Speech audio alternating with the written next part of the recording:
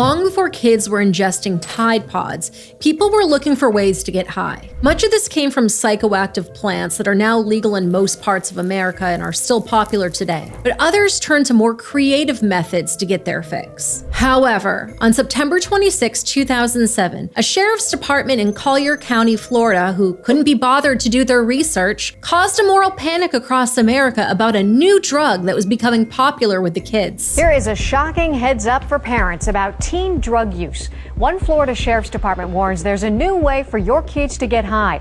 And as Fox 30's Jack Miller reports, they're using raw sewage. The bulletin describes Jenkem as gas produced by raw sewage that's allowed to ferment. Pictures show young people who appear to be breathing in Jenkem. Or the human waste drug, but parents need to be aware that kids are calling it by the more popular slang term, butt hash. According to reports, the police based their internal bulletin on a post made by user Pickwick to the Temple of the Screaming Electron forum that included photos of people making and using Jenkem. However, no one questioned why a sheriff's department was taking the word of an anonymous user on a message board that was the equivalent to an early 4chan. I have a copy of that internal bulletin, and it reads as follows. Information Bulletin, New Drug, Jenkem. On 9/19/2007, Corporal DeSaro received an email from a concerned parent regarding a new drug called Jenkem. The parent advised that their child learned about this drug through various conversations with several students at Palmetto Ridge High. Jenkem originated in Africa and other third world countries by fermenting raw sewage to create a gas which is inhaled to achieve a high. Jenkem is now a popular drug in American schools.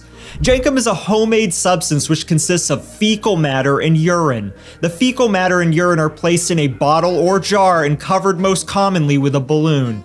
The container is then placed in a sunny area for several hours or days until fermented. The contents of the container will separate and release a gas, which is captured in the balloon. Inhaling the gas is said to have a euphoric high, similar to ingesting cocaine, but with strong hallucinations of times past. Once ingested, the onset of the high takes approximately 10 seconds, with the most severe hallucinations happening in approximately 20 minutes. Several articles indicate that the subject immediately passes out after ingesting the gas, then regains a magical hallucinogenic state within seconds of regaining consciousness.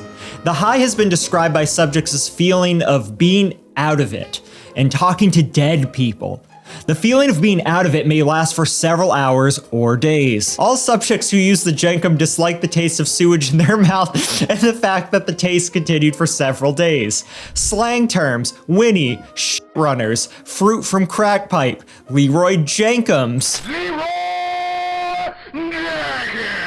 might, butt hash, and waste. Now, according to Palmetto Ridge Principal Roy Terry, other than the one memo I received from that parent, I haven't heard the name of it mentioned. I'm sure that something like this can be done, but I have not heard of anyone doing it, nor anyone at our school doing it at all. Use of the drug gained national attention when news stations out of California, Iowa, Illinois, and Florida picked up the story. According to the Washington Post columnist Emil Steiner, a spokesman for the Drug Enforcement Administration insists that there are people in America trying Jenkem. According to Mr. Steiner, the DEA agent called the usage dangerous, bad, and stupid.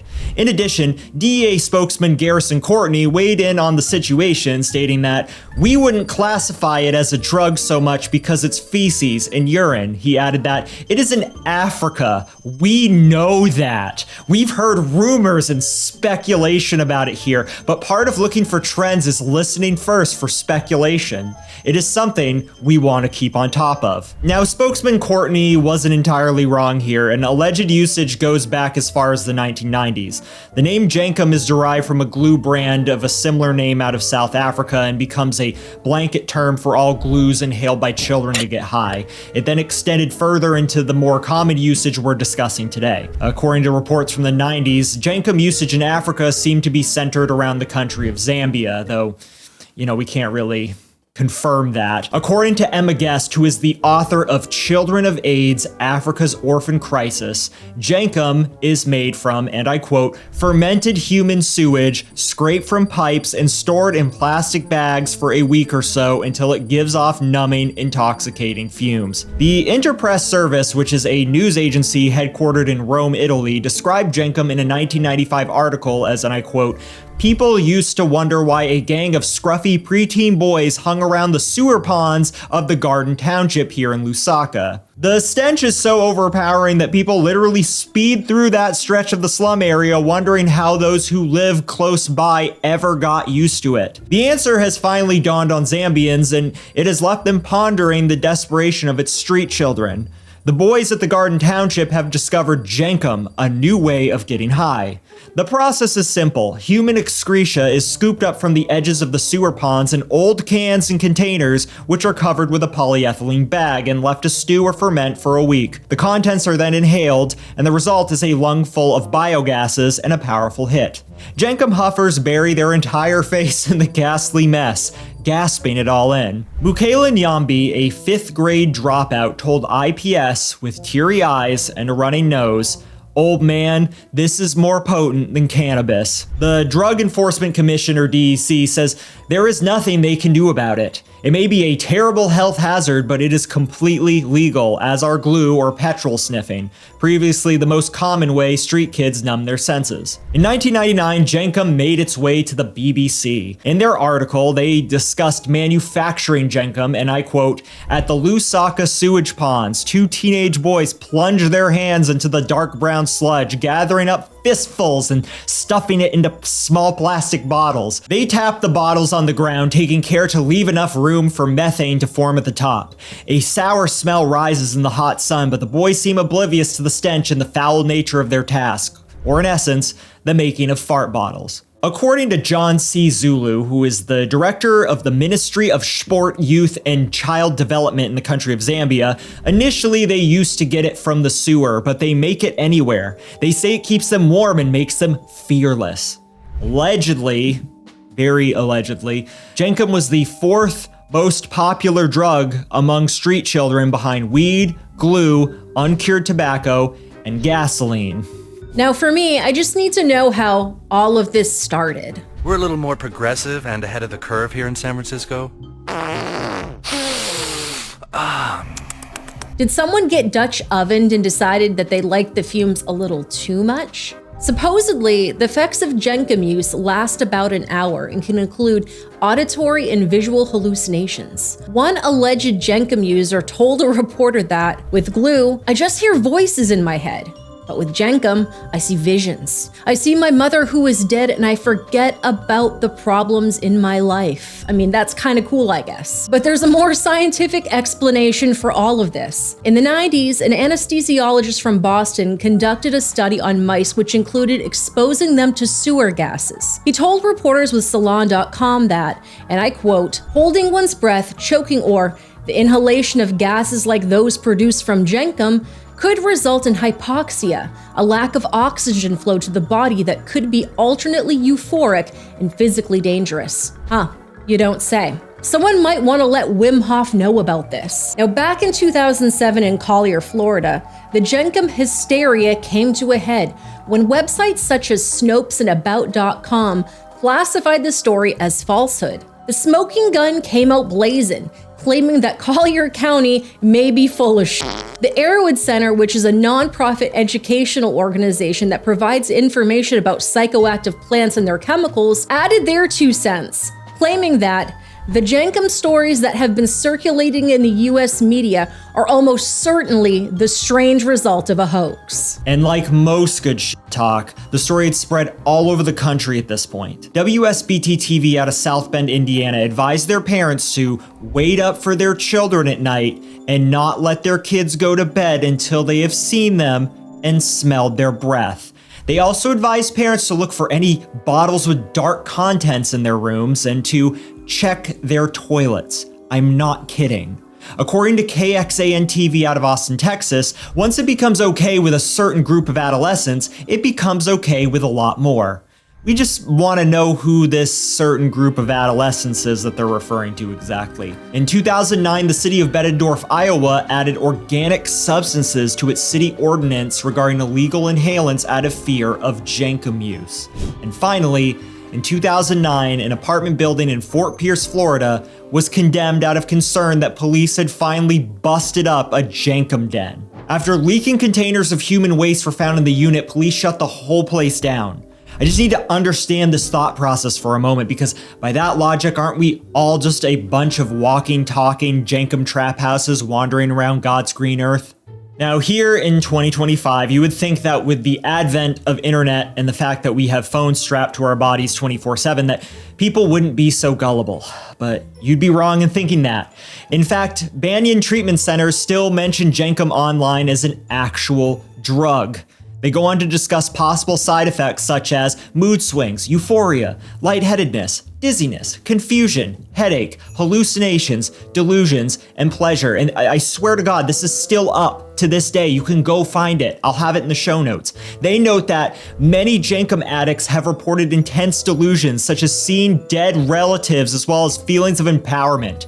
But again, we have to ask, who are these Jenkem addicts that they're talking to? You would think if this were real, at least one person would have shown up on Soft White Underbelly by now talking about how butt hash is the new hip thing, or I lost everything due to a butt hash addiction. But then again, I shouldn't be surprised by any of this, because several months back, a 14-year-old Brazilian boy died after injecting butterfly guts because the internet told him to. I feel like I'm old or something because I can never find these viral challenges online when they're current. This happened to be one of those alleged challenges. According to reports, Davi Nunes Moreira of Bahia mixed a dead butterfly with water and then used a syringe to inject the lethal mixture into his leg. The boy's father later found the device hidden under his son's pillow. Davi quickly noticed that he wasn't getting high, but rather that he was getting really sick, and then sicker, and soon he was vomiting and lost the ability to walk. After spending time at a hospital in Planalto and then being moved to a hospital in Vitoria da Conquista, Davi died. Still, doctors don't know what could have caused his death. Although butterflies are harmless to humans, it's said that monarch butterflies can be toxic due to their diet of milkweed. According to Marcelo Duarte, a butterfly specialist and director of Sao Paulo University Zoology Museum, butterflies have a complex biology, and the fluids present in their bodies have not been studied in depth in terms of their toxicity to humans. But then again, this is all conjecture, as up until this unfortunate incident, no one was studying the effects of mainlining the creatures into one's bloodstream. Doctors also tossed around the possibility of an allergic reaction, septic shock, and also an embolism. We mentioned the Tide Pod Challenge at the beginning of the episode. I'm sure that you probably know what that's about, but in case you managed to forget about it during the pandemic, we'll give you a quick little recap. Back before Tiger King and Among Us, the kids were entertaining themselves on social media by consuming Tide Pods. Yes, this is obviously very stupid, but apparently there was some sort of weird science behind it. Allegedly, Tide's laundry detergent pods follow a trend of food imitating products, in which makers of consumer products design their cleaners and personal hygiene products to exhibit food or drink attributes. I think this might be a fancy way of saying that the product rustles one's jimmies in such a way that we want to bite it. This ended up spawning a viral video trend, and yes, for you youngsters out there, those existed before TikTok, and the trend involves people filming themselves eating Tide Pods. It was certainly a step up from previously light-hearted video trends like flash mob challenges or the Harlem Shake. Anyway, according to Indiana University anthropologist John Allen, Tide Pods are sort of like a cross between candy and a chicken nugget. This is an anthropologist saying this, not us. He further acknowledged them as bite-sized, processed, colorful, with a non-threatening texture. This is a scientific document. In September of 2012, Senator Chuck Schumer, who is a dinosaur and has been in the Senate for longer than I've probably been alive, commented on the appeal of pods. These pods were supposed to make household chores easier, not tempt our children to swallow harmful chemicals. I saw one on my staffer's desk and I wanted to eat it. I'm sure you did, Chuck. The thing is, John Allen and Chuck Schumer weren't exactly wrong, however. Between 2012 2012 and 2013, an average of 1 child was admitted to the hospital every day as a result of eating Tide Pods, and individuals suffering from dementia were also at risk for accidental consumption. In fact, between 2012 and 2017, 8 people died as a result. 2 of the 8 deaths were children, while the other 6 were adults with dementia. Now, fast forward to January of 2018, in the era of the Tide Pod Challenge, in addition to teen exposure, the American Association of Poison Control Centers recorded 606 exposures in children less than 5 years old. In the face of this, YouTube and Facebook understandably banned all Tide Pod Challenge videos. In response to their newfound meme-hood, Procter & Gamble, the makers of Tide Pods as well as other household products, released the following statement to BuzzFeed News. Nothing is more important to us than the safety of the people who use our products. Our laundry packs are a highly concentrated detergent meant to clean clothes, and they're used safely in millions of households every day. They should only be used to clean clothes and kept up, closed, and away from children. We have been consistently proactive in providing consumers with the right usage guidance and tools to enable them to use the product safely. They, the Tide Pods, should not be played with, whatever the circumstances, even if it is meant as a joke. Now, to be clear, most calls to poison control over Tide Pod consumption involved toddlers who got into them not knowing what they were, so obviously the media overhyped this a little bit, but unlike Jenkem, the craze was definitely real. My, how the internet has changed in 7 to 8 years, where you could fire up YouTube and come across someone poisoning themselves for the lulz. Now, just imagine what the internet was like when I was a teenager in the mid-2000s, where you could accidentally stumble upon an execution video. Now, per usual, I'm sure I'm showing my age here, but I miss the simplicity of stealing our parents' vodka bottles and refilling them with water, or chugging cough syrup in order to go robo-tripping. Oh, looks like somebody else is doing a little partying tonight. Oh, Jesus Christ. No, but seriously, please don't do this either. Or what about the cinnamon challenge from 2010? I think I'd rather gamble with the idea of getting pneumonia or a collapsed lung from holding cinnamon in my mouth for 60 seconds than any possible outcome involving booting up a butterfly or butt hash. Now, speaking of butt hash, Pickwick later came forward and debunked the use of Jenkem, later claiming that the substance in the pictures were nothing more than flour, water, beer, and Nutella. He shared that, "I never inhaled any poop gas and got high off it. I've deleted the pictures. Hopefully no weirdo saved them to his computer. I just don't want people to ever recognize me as the kid who huffed poop gas."